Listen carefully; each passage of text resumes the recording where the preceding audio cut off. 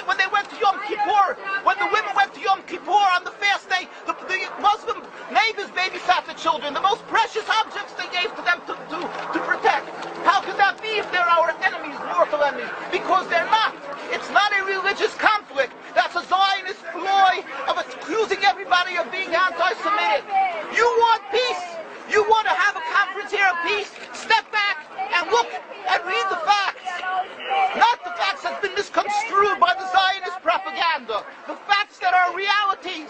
The facts on the ground. How we've been living for hundreds of years in Yemen, in Morocco, in Tunisia, in Palestine, in Egypt. What Arab land have not Jewish people been living together with Muslims without any human rights groups? Tell me what land the Jews did not live in harmony with the Muslims. In Iran, we have over 25,000 Jews there, thank God. Why? Because this is not a religious conflict. It's purely because of a political movement, a relatively new movement, which is antithetical, contradictory to the Jewish religion of thousands of years. Judaism is spirituality, a religion of compassion to emulate God.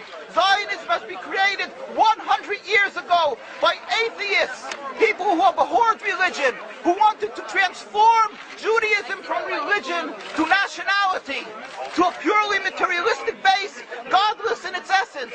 That is not Judaism, and they have no right to use the name of Israel. They've usurped our name, they've stolen our symbols, and they've stolen our identity. And they are causing death and destruction, year in and year out. For over 50 years, death and bloodshed has not stopped because of a pure ideological belief called Zionism. They sacrifice on their idol bodies, human beings, hearts, souls. They rent, they've destructed houses, they've destructed people's lives. What can we do about this? Let's step back and think. There is a solution with God's help. If we would put away the politics, then we could know that we've been living and coexisting together. We most profusely apologize to the Muslims, to the Arabs, what has been done to them. And then we can return and make restitution for what has been done to them. And then we will be able to live in harmony. Not an Israeli state, a one Palestinian state.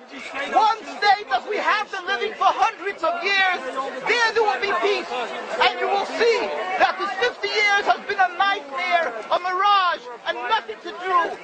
Pure fear-mongering, that's what Zionism does. It's panic, going into a theater and yelling, fire, fire, that's what Zionists do. We've been living with the Muslims. We've been living, yes, Ahmadinejad keeps on stating that he does not want to harm the Jews, but the Zionists keep on antagonizing them.